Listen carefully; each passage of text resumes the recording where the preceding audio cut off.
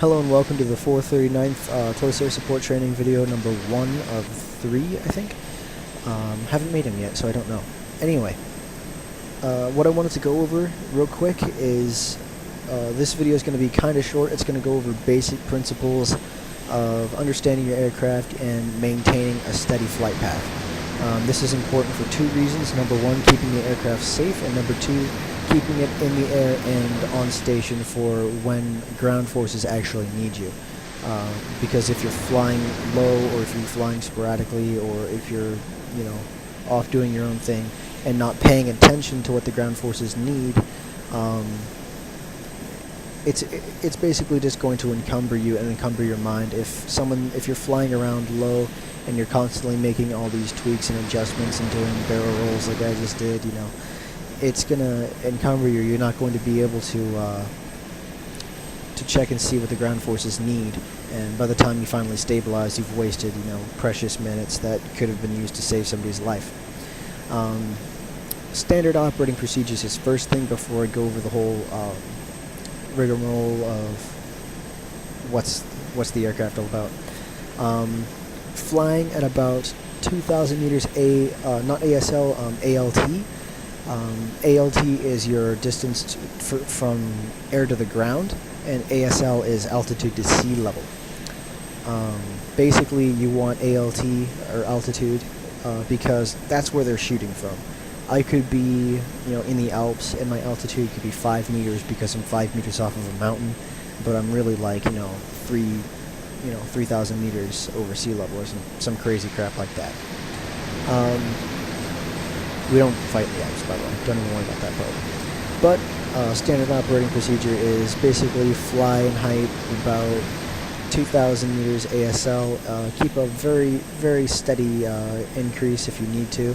And basically, if you go beneath that, every so often pop a couple flares. You can do that by pressing R if you guys didn't know that. I want to make sure we cover everything, I don't want anything to go unsaid. Basic flight pathing is important to make sure, like I already said, that you are in the air and ready to go when ground forces need you. But how do we do this? That's the really important question. And what you've been seeing me doing here is I've often been zooming in and checking my HUD, and I've been keeping these three little icons right close together. It's that 0 marker. I'll mark them right here anyway with the annotations. And if you guys caught that, because they're kind of getting close together every now and then. So that these little hash marks that you're seeing in the background, those are my that's my bearing chart basically, and is it called a bearing chart or not? We're gonna call it a bearing chart. It's basically my relation to the ground and the horizon. Now, when that watermark, which is that little squiggly W thing, when that hits the 0 mark, I'm basically flying level with the water wherever it should happen to be. Now I'm flying this out of the map, so I'm going a little bit closer. But when that watermark hits the 0, I'm basically flying level to the water.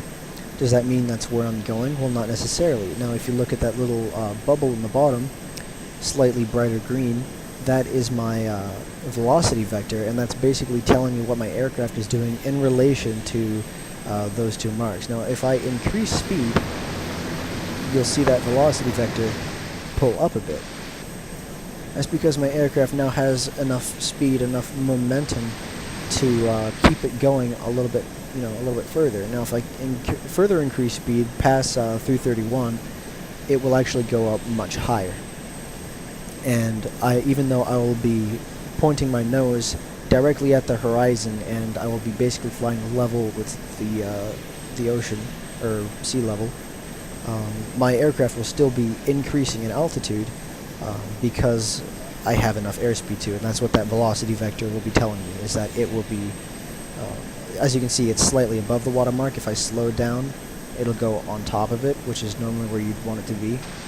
But because I'm just on station for our theoretical ground force right now, I'm going to keep it on a little bit higher just to be safe, so that if anything, I'm gaining altitude, as you can see there. and I won't ever go beneath 2,000 meters, which I already have, but you get my point. It won't ever go down so long as I do that. Moving on from that,